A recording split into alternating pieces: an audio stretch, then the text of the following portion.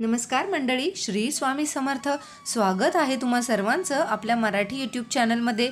स्वामी महाराजांच्या कृपेने तुमच्या सर्व चांगल्या इच्छा पूर्ण हो हीच मी स्वामींच्या चरणी प्रार्थना करते आणि आजच्या या नवीन व्हिडिओला सुरुवात करते. आज आहे 14 डिसेंबर, मार्गशीर्ष महिन्यातला पहिला गुरुवार असणार आहे. गुरुवारचा दिवस हा माता लक्ष्मी आणि भगवान विष्णू यांची सेवा करण्याचा अतिशय महत्त्वाचा दिवस असतो. मार्गशीर्ष महिन्यात प्रत्येक गुरुवारी महालक्ष्मीचं व्रत केलं जातं. या महिन्यात पहिल्या गुरुवारी व्रताचा प्रारंभ केला जातो. त्यानंतर पुढे या महिन्यात सगळे गुरुवार पूजा, मांडणी आणि उपवास करायचा आणि शेवटचं गुरुवारी या व्रताचं उद्यापन केलं जातं. पण काही जणांनी काही कारणास्तव या व्रताची मांडणी, पूजा करता येत नाही किंवा काही जणांना उपवास करणं शक्य होत नाही, तर अशा लोकांनी काय करायचं, तर ही सगळी माहिती मी तुम्हाला आज या व्हिडिओमध्ये सांगणार आहे. या महिन्यात कोणत्याही गुरुवारी जर एखाद्या स्त्रीला मासिक पाळी आली असेल तर त्या स्त्रीला पूजा, मांडणी करता येणार नाही किंवा पूजा करता येणार नाही. त्यांनी उपवास करू शकता आणि कथा ऐकू शकता मोबाईलवरती, किंवा जर कोणी दुसरी कोणी पूजा मांडली असेल आपल्या घरात कोणाकडून ही आपण पूजा करू शकतो. त्यांनी पूजा मांडली असेल, कथा वाचत असतील तर आपण लांबून बसून कथा ऐकू शकतो किंवा मोबाईलवरती सुद्धा ऐकू शकतो. किंवा एखादा महालक्ष्मी मातेचा मंत्र मोबाईलवरती लावून तुम्ही दिवसभर ऐकू शकता.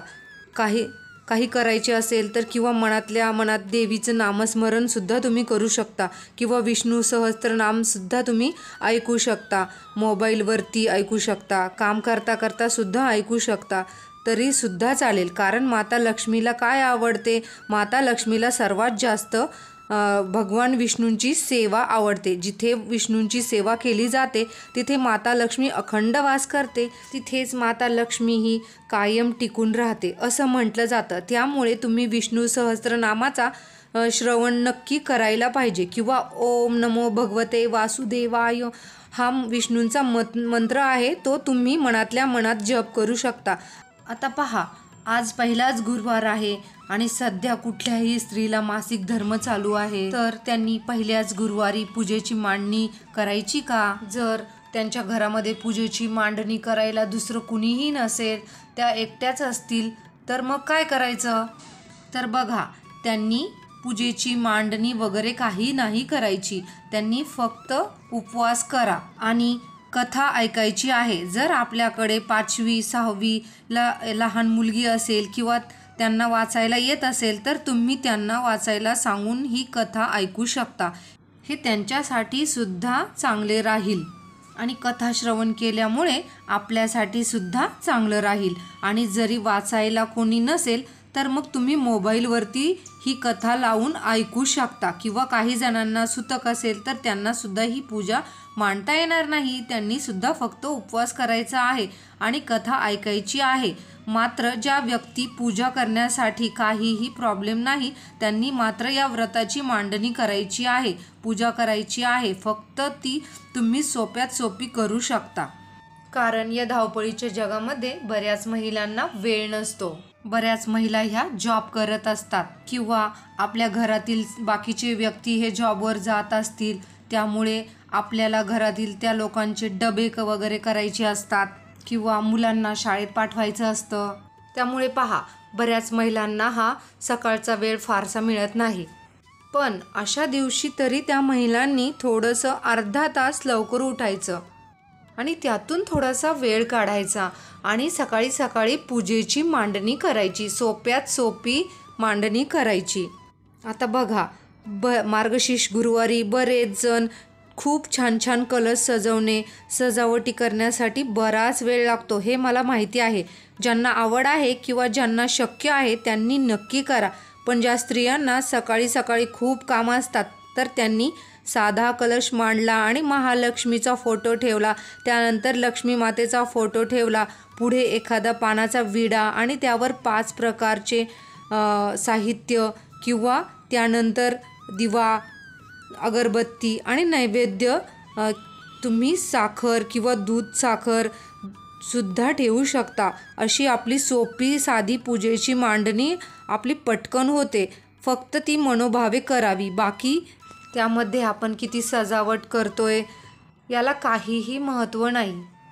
त्यामुळे आपल्या घरात उपलब्ध असलेल्या साहित्याचा सुद्धा तुम्ही खूप छान आणि मनोभावे पूजा करू शकता. तरीसुद्धा तुम्हाला या व्रताचं फळ नक्की मिळेल.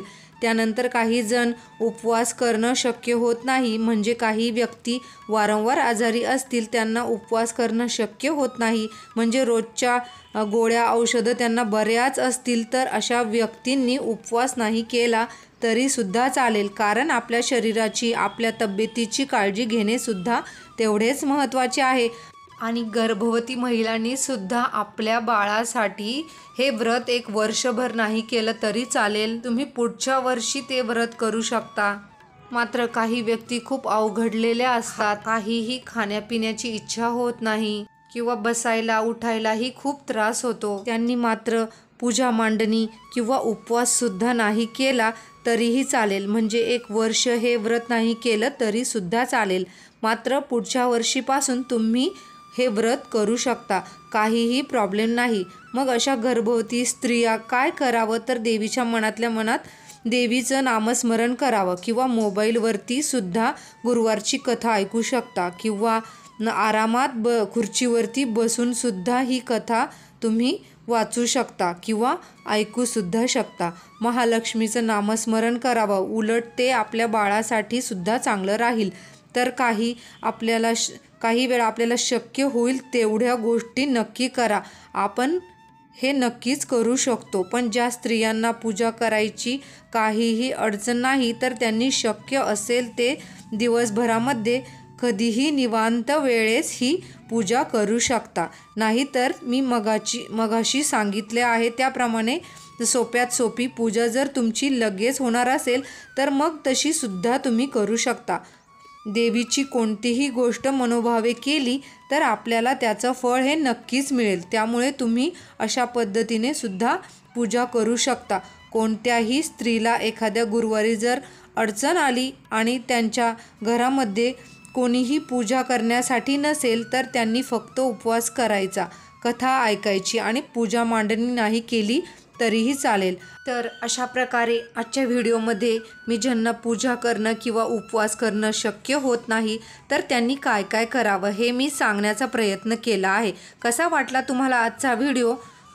जर आवडला असेल तर एक लाईक अवश्य करा आणि आपल्या मित्रमैत्रिणींना आणि नातेवाईकांना अवश्य शेअर करा. आणि रोज अशीच महत्त्वपूर्ण माहिती ऐकण्यासाठी आपल्या चॅनलला सबस्क्राईब करा. श्री स्वामी समर्थ. जय जय स्वामी समर्थ.